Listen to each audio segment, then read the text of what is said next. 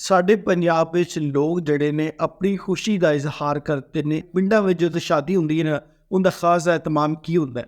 ਸ਼ਾਦੀ ਤੋਂ 1-2-3 ਦਿਨ ਪਹਿਲੇ ਕਦੀ ਚਾਚਾ ਮਹਿੰਦੀ ਲੈ ਕੇ ਆ, ਕਦੀ ਮਾਮਾ ਮਹਿੰਦੀ ਲੈ ਕੇ ਆ ਰਿਹਾ, ਕਦੀ ਫਲਾਣਾ ਮਹਿੰਦੀ ਲੈ ਕੇ ਆ ਰਿਹਾ, ਕਦੀ ਆਂਢੀ ਗੁਆਂਢੀ ਮਹਿੰਦੀ ਲੈ ਕੇ ਆ ਰਿਹਾ। ਉਹ 2-3 ਦਿਨ ਮਹਿੰਦੀ ਲੱਗ ਜਾਂਦੇ ਨੇ। ਜਦੋਂ ਮਹਿੰਦੀ ਲੈਂਦੇ ਨੇ ਉਸ ਤੋਂ ਬਾਅਦ ਲੋਕ ਜਿਹੜੇ ਨੇ ਉਹ ਗਿੱਧਾ, ਛੁੰਬੀ, ਝੂੰਮਰ, ਕਿਕਲੀ, ਗੜੋਲੀ, ਡੋਲ ਦੀ ਥਾਪ ਉੱਤੇ ਮੁਖਤਲਿਫ ਜਿਹੜੇ ਨੇ ਉਹ ਖੇਡਾਂ ਖੇਡਦੇ ਰਹਿੰਦੇ ਨੇ। ਅਤੇ ਉਹ ਖੇਡਾਂ ਜਿਹੜੀਆਂ ਨੇ ਉਹ ਸਾਡੇ ਡਾਂਸ ਹੁੰਦਾ ਹੈ, ਨੱਚਣਾ ਹੁੰਦਾ ਹੈ, ਜਿਹੜਾ ਕਿ ਡੋਲ ਦੇ ਉੱਤੇ ਆਉਂਦਾ। ਅਤੇ ਅੱਜ ਦੀ ਵੀਡੀਓ ਵਿੱਚ ਤੁਹਾਨੂੰ ਮੈਂ ਵਿਖਾਉਣ ਲੱਗਾ ਸਾਰੇ ਰੰਗ ਸਾਡੇ ਜਿਹੜੇ ਪੰਜਾਬ ਦੇ ਨੇ। ਪੰਜਾਬ ਦੇ ਵਿੱਚ ਡੋਲ ਦੀ ਥਾਪ ਉੱਤੇ ਕਿਵੇਂ ਕਿਹੜੇ ਇਲਾਕਿਆਂ ਦੇ ਲੋਕ ਜਿਹੜੇ ਨੇ ਉਹ ਕਿਵੇਂ ਆਪਣੀ ਖੁਸ਼ੀ ਦਾ ਇਜ਼ਹਾਰ ਕਰਦੇ ਨੇ ਅਤੇ ਉਹ ਕਿਵੇਂ ਖੇਡਦੇ ਨੇ। ਇਹ ਸਾਰੀਆਂ ਚੀਜ਼ਾਂ ਤੁਹਾਨੂੰ ਮੈਂ ਇਸ ਵੀਡੀਓ ਵਿੱਚ ਮੈਂ ਵਿਖਾਉਣ ਜਾ ਰਿਹਾ ਹਾਂ।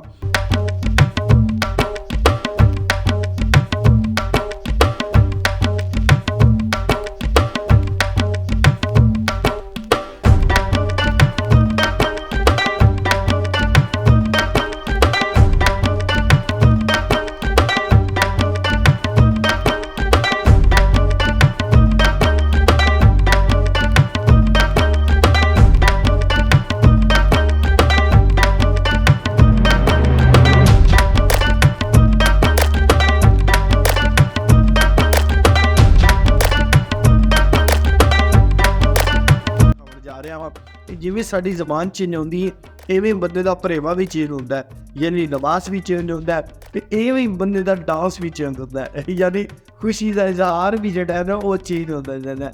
ਅਸੀਂ ਗੱਲ ਕਰੀਏ ਤਾਂ ਸਾਡੇ ਸਿੰਧੀ ਜਿਹੜੇ ਨੇ, ਸਿੰਧੀ ਲੋਕ ਜਿਹੜੇ ਨੇ ਉਹ ਹੋਰ ਵੀ ਨੱਚਦੇ ਨੇ। ਜਿਹੜੇ ਬਲੋਚੀ ਨੇ, ਬਲੋਚੀ ਡਾਂਸ ਦੀ ਇੱਕ ਜਲਨ ਜਿਹੜੀ ਹੈ ਉਹ ਵੇਖਿਆ ਤੁਸੀਂ, ਸ਼ਲਵਾਰ ਜਿਹੜੀ ਉਹਨਾਂ ਦੀ ਬੜੀ ਲੰਮੀ ਹੁੰਦੀ ਸ਼ਲਵਾਰ ਪਾਈ ਹੁੰਦੀ, ਔਰ ਛੋਟੇ ਬੱਚੇ ਵੀ ਹੋਰ ਉਹਦੇ ਉੱਤੇ ਡੋਲ ਦੀ ਥਾਪ ਜਾਂ ਗਾਣੇ ਦੇ ਉੱਤੇ ਰਕਸ ਕਰਦੇ ਨੇ। ਰਕਸ ਉਹਨਾਂ ਦਾ ਯਾਨੀ ਯੂਨੀਕ ਜਿਹਾ ਹੁੰਦਾ ਹੈ ਵੀ ਜਿਹੜੇ ਵੇਖ ਤਾਂ ਬੜੇ ਬੰਦੇ ਇੰਜੋਏ ਕਰਦੇ ਨੇ। ਅਤੇ ਉਸ ਤੋਂ ਬਾਅਦ ਪੰਜਾਬੀ ਸਾਡੇ ਪੰਜਾਬ ਦੇ ਵਿੱਚ ਜਿਹੜਾ ਨਾ ਉਹ ਇੱਕ ਨਹੀਂ, ਮੈਂ ਕਹਿੰਦਾ ਕਿ 5-6 ਤਰ੍ਹਾਂ ਦਾ ਇੱਕ ਜਿਹੜਾ ਰਕਸ ਹੈ, ਜਿਹੜਾ ਬੰਦੇ ਖੁਸ਼ੀ ਆਪਣੀ ਦਾ ਇਜ਼ਹਾਰ ਕਰਦੇ ਨੇ। ਤੁਸੀਂ ਵੇਖਿਆ ਗਿੱਧਾ, ਵੇਖਿਆ ਕਿਕਲੀ ਵੇਖੀ, ਹੁਣ ਧਮਾਲ ਵੇਖ ਰਹੇ। ਧਮਾਲ ਸਾਡੇ ਮੋਸਟਲੀ ਦਰਬਾਰਾਂ ਦੇ ਜਿਹੜਾ ਨਾ, ਦਰਬਾਰ 'ਤੇ ਜਦੋਂ ਮੇਲੇ ਦਰਬਾਰ 'ਤੇ ਜਮਾਤ ਜਾਂਦੀ ਹੈ ਜਾਂ ਦਰਬਾਰ ਦੇ ਉੱਤੇ ਡੋਲ ਦੀ ਥਾਪ ਹੁੰਦੀ ਹੈ ਅਤੇ ਧਮਾਲ ਪਾਉਂਦੇ ਨੇ। ਉੱਥੇ ਜ਼ਿਆਦਾਤਰ ਜਿਹੜੇ ਉੱਥੇ ਦੇ ਬਜ਼ੁਰਗ ਹੁੰਦੇ ਨੇ, ਸੂਫੀ ਬਜ਼ੁਰਗ ਹੁੰਦੇ ਨੇ, ਜਾਂ ਉਹਨਾਂ ਨੇ ਵਾਲ ਲੰਬੇ ਰੱਖੇ ਹੁੰਦੇ ਨੇ, ਉਹ ਐਵੇਂ ਦੇ ਲੋਕ ਜਿਹੜੇ ਨੇ ਉਹ ਉੱਥੇ ਧਮਾਲਾਂ ਪਾਉਂਦੇ ਨੇ।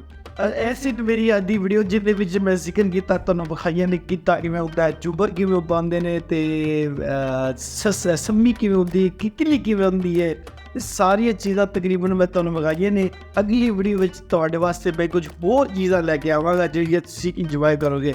ਅਗਰ ਮੇਰੇ ਚੈਨਲ 'ਤੇ ਨਵੇਂ ਹੋ ਤਾਂ ਇਹਨੂੰ ਸਬਸਕ੍ਰਾਈਬ ਕਰ ਦਿਓ।